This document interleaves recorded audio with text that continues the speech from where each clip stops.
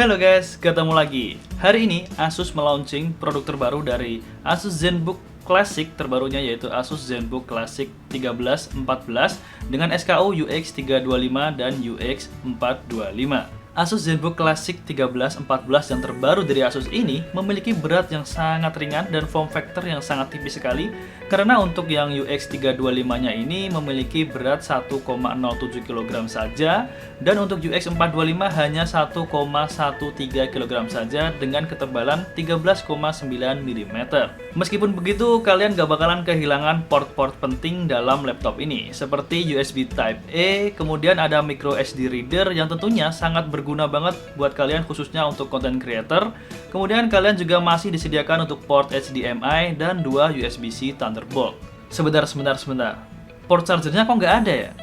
Kalian nggak usah khawatir, karena Asus ZenBook Classic terbaru ini bisa menggunakan USB Type-C untuk pengisian daya yang sudah support 5-20 volt EC charge. So, bagi teman-teman yang punya power bank sekalipun yang udah support power delivery, kalian bisa menggunakannya untuk mengisi daya dari laptop ini. Tidak berhenti di situ, karena pengisian dayanya udah disupport hingga fast charging 65 watt.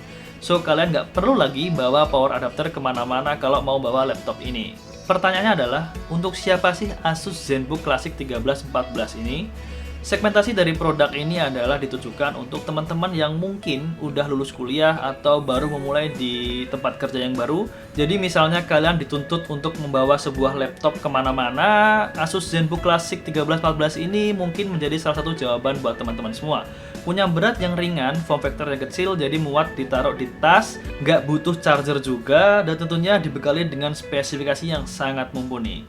Untuk unit yang sedang aku pegang ini yaitu Asus ZenBook 14 dengan SKU UX 425JA, memiliki panel 14 inch Nano Edge display dengan resolusi Full HD, wide viewing dengan color akurasi 72% NTSC, 100% sRGB, memiliki kecerahan 300 nits Full HD dan 1 watt panel 400 nits Full HD panel, up to 90% screen to body ratio. Menggunakan CPU Intel Core i7 10th generation dengan graphic cardnya Intel Iris Plus, RAM-nya up to 32 GB, 3200 MHz LPDDR4, menggunakan SSD up to 2 TB PCIe 3.0 x4 SSD.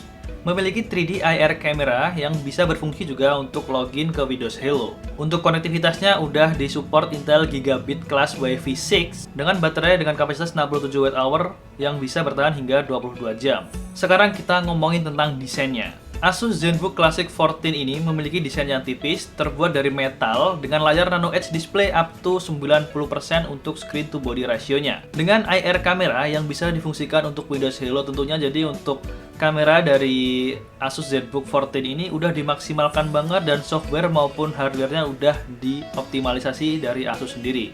Memiliki keyboard dengan backlit putih dan penempatannya sekarang lebih lebar sehingga pengalaman mengetik kalian akan lebih maksimal. Function key juga bisa diakses dengan tombol Alt bersamaan dengan multimedia keys. Bahkan Asus masih ngasih tombol home, page down, page up, dan end di sisi kanan laptop ini. So, laptop ini sangat cocok buat kalian yang memang memiliki produktivitas yang tinggi. Gak kalah kekinian untuk touchpad-nya yang bisa berubah menjadi numpad, ya kayak laptop-laptop ZenBook saat inilah. Laptop setipis ini gimana sih untuk sirkulasi sistem coolingnya? Asus ZenBook Classic 14 ini memiliki ergolit hinge design yang bikin ngangkat laptop hingga 150 derajat. So, bodinya bakalan keangkat sehingga proses pendinginan bakalan lebih optimal. Selain itu, dengan membuat keyboard yang menjadi naik sehingga pengalaman mengetik tentunya akan lebih nyaman. Untuk kualitas audionya, Asus ZenBook Classic 14 ini sudah tersertifikasi Harman Kardon, dan kalian bisa dengerin langsung untuk kualitas audionya berikut ini.